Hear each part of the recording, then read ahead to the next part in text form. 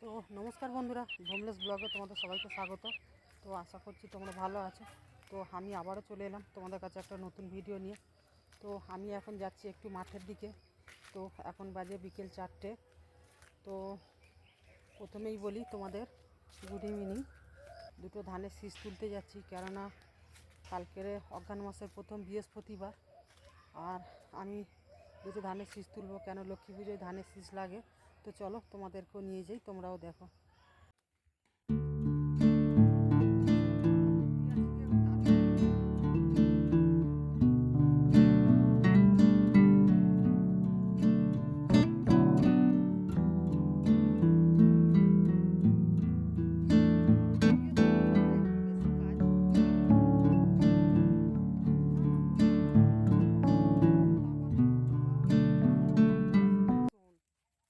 আবার ঠাকুর সব মাছ দিয়ে পরিষ্কার করতে কাদা ভর্তি।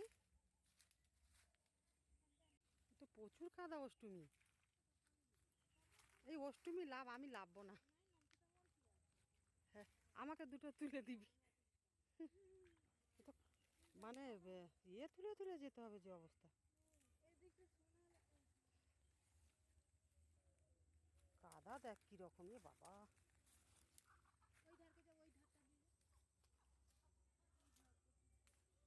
এই বাঁশ কাঠিটা কাটেনি কেন? এটা যাতায়াতের অসুবিধা হয়নি?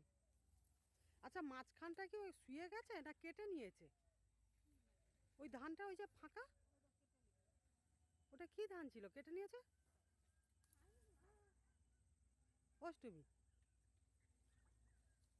বলি, ওটা কি ধান ছিল এত তাড়াতাড়ি কেটে নিয়েছে?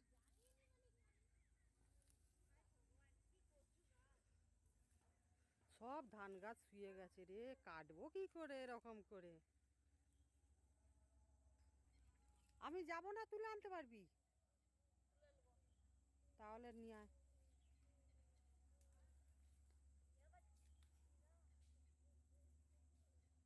আচ্ছা, এবারে তো ঝটকান সেরকম হয়নি, তবুও গাছ শুয়ে গেল কেন বলতে? এত অতিরিক্ত লম্বা হওয়ার জন্য?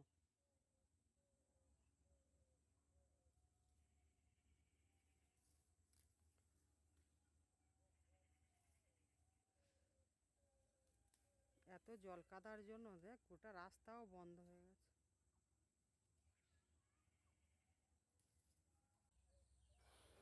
আমার দেওরের মেয়ে লাভলো বলে তাই, না হলে আমাকেই লাভতে হতো শীষ তুলতে। আর প্রচণ্ড কাদা, এক হাঁটুর মতো কাদা। তো আমার ক্যামেরাটা ধরার কেউ নেই, তো সেই কারণে আমি আর ভরসা পেলাম না। ওকে বললাম যে তুই তোল, আমি দাঁড়িয়ে আছি। তো ধান গাছগুলো এত বড় হয়ে গেছে, এক মানুষের অভার, সব গাছ শুয়ে গেছে। ওই দূরে একটা গাছ যা দাঁড়িয়ে আছে, নাহলে সব গাছ শুয়ে গেছে। কেমন জমির চারপাশে বড় বড় সব গাছ হয়ে আছে দেখো। তো বড় বড় তাল গাছ, বাঁশ গাছ, তো নারকেল গাছ, এসব লোকের বাড়িয়ে লাগানো আছে। বাড়ি বলতে যেগুলো হচ্ছে বাগান হয়, সেই সব জায়গাতে লাগানো আছে জমির ধারে ধারে।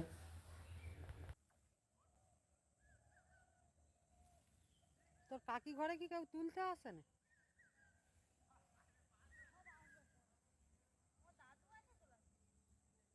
তোর দাদু কোন দাদু?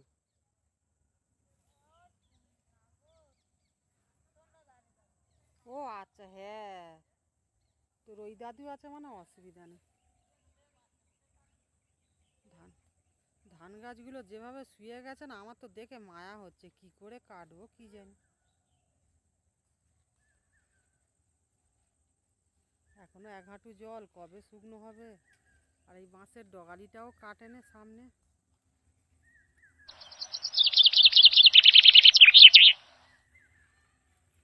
এগুলো হলে আমাদের দুজনের হয়ে যাবে।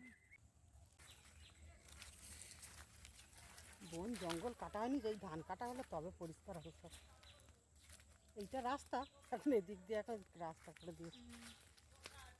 না, বোঝা বওয়ার সময় তখন এটা আবার সোজা রাস্তা হয়ে যাবে, বুঝতে পেরেছি। তাহলে এখান থেকে বোঝা যাবে না, এতটা গাছপালা আছে তো।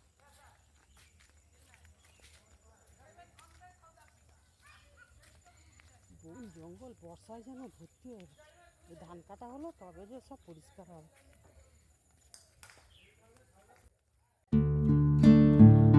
এই দেখো আমাদের গ্রামের শিব মন্দির, আর এই যে ছেলেরা সব খেলাধুলা করছে মাঠে। তো এই একটা আমার পাশের বাড়ির নাতনি আমার বড়মশাইকে দেখে ভঙ্গি দেখাচ্ছে। আসলে ওর পিছনে একটু আমরা লাগি বলে সেই কারণে ও এসে আমাদের ভঙ্গি দেখাচ্ছে এরকম। তা ও যখনই এখানে আসে মামার বাড়িতে তখনই আমাদের বাড়িতে চলে আসে, এসে এরকম ভঙ্গি দেখা। তো দেখো কেমন দেখাচ্ছে।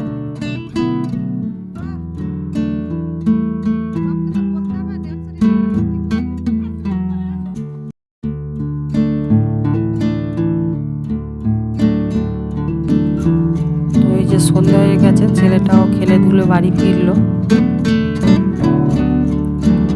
তো খেলতে বসছিল, এতটাই মশা, তো মশা মারা ধূপ নিয়ে গেছে, ধূপ জেলে খেলছিল। তো আমাকে কেমন ভঙ্গি দেখাচ্ছে দেখো।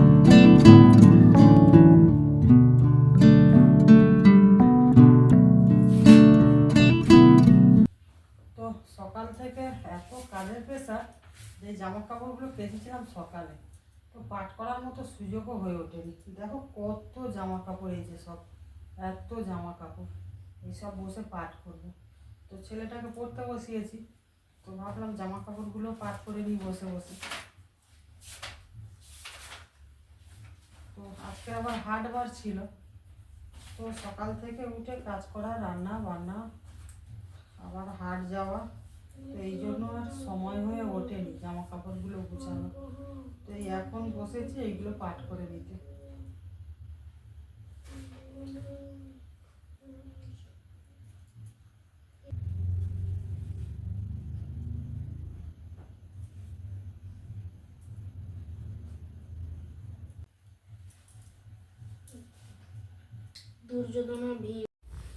তো এই জামাগুলো কতদিন ধরে বাইরে পড়ে আছে, কেচে তুলবো তুলবো করে তোলার সুযোগই হচ্ছিল না।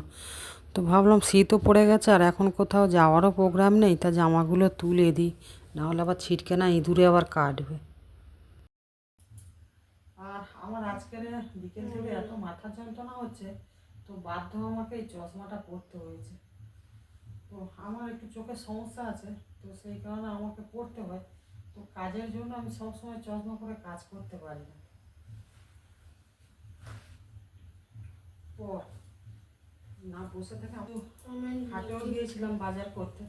তো কেননা কালকের আবার বৃহস্পতিবার, তো বৃহস্পতিবার করে বাড়িতে লক্ষ্মী পুজো করি, তো সেই কারণে একটু পুজোরও বাজার করে।